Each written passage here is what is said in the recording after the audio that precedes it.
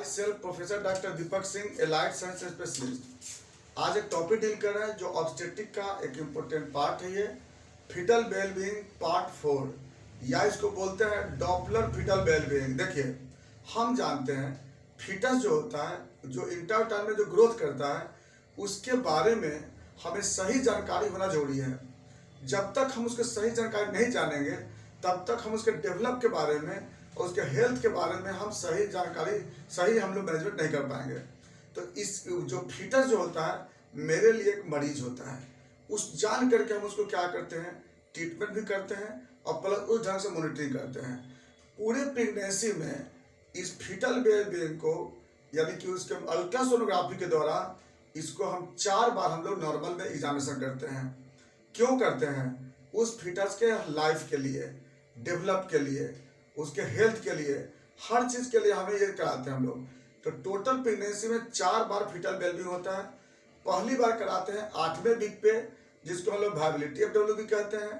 दूसरा कराते हैं 12वें वीक पे, जिसको न्यूक्ल ट्रांसलूसेंसी स्कैन बोलते हैं या NT स्कैन भी बोलते हैं। तीसरा कराते हैं 20वें वीक पे या 20 वीक पे। कब कराते? उसमें क्या देखते हैं? फीटल एनाटॉमी देखते हैं या उसको टाइफा बोलते हैं। बॉडी के अंदर डेवलप कौन कौन से ऑर्गन कैसे हो रहे हैं उसको देखते हैं। और चौथा नंबर पे देखते हैं हम लोग डॉपलर FWB। अब ये जो कराते हैं कब कराते हैं? ये फीटल वेलबीइंग कराते हैं 32वें वीक पे कराते हैं।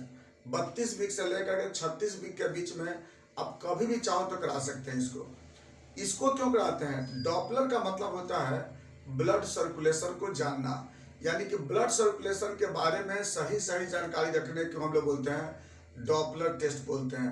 आई किसके लिए करते हैं? फीटस के लिए। तो जब फीटस डेवलप हो रहा है तो इसके बाद यानी कि 32 वीक के बाद अब उसके बाद अभी भी कम से कम क्या होता है, लगभग 7 से 8 वीक बच जाता है डिलीवरी के लिए। अगर बाय द फीटस के ग्रोथ में कोई दिक्कत होगा या इस समय सर्कुलेशन की चांसेस ज़्यादा दिक्कत होने की हो सकती है, तो अगर बाय द वे सर्कुलेशन में दिक्कत अगर होगी और पहले मालूम हमको हो गया अगर सपोज दैट, तो हम लोग पहले ही मैनेजमेंट कर लेंगे उस ढंग से जैसा मैनेजमेंट कर सकते हैं। देखिए, डॉपलर फीटल वेलबीइंग का मतलब क्या होती है कि हम लोग ये भी अल्ट्रासाउंड के द्वारा होता है।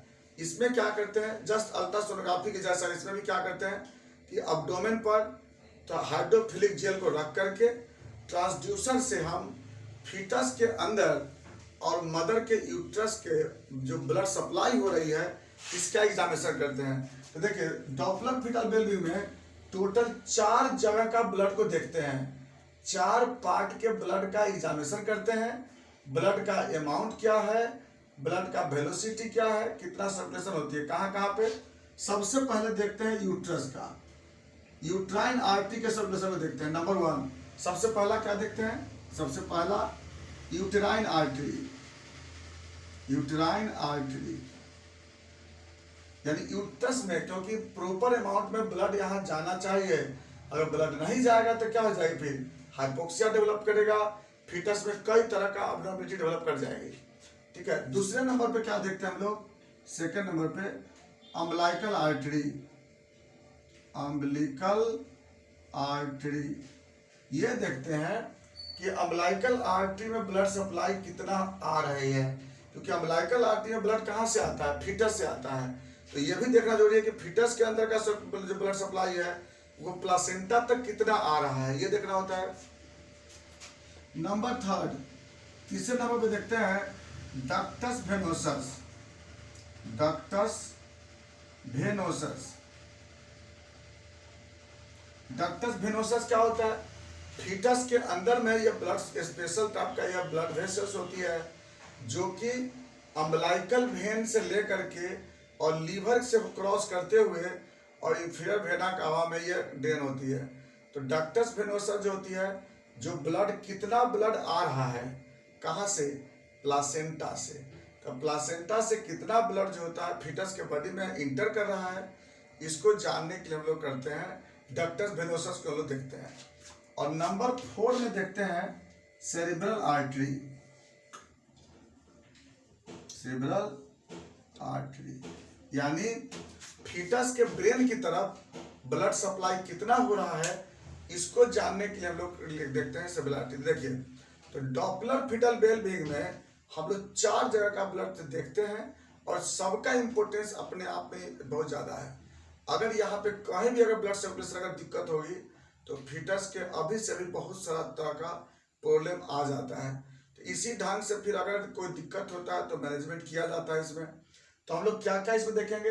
अब इसके अलावा फीटस का पोजीशन देखते हैं, किस पोजीशन में फीटस है, उसका लाई देखते हैं, अगर वह उस ब्रीच है या सिफेलिक है, ट्रांसवर्स है, क्योंकि यहाँ से उसका पोजीशन देखना जरूरी होता है। क्योंकि 32 वीक के बाद जो होता है फीटस का पोजीशन फिक्स हो जाता है।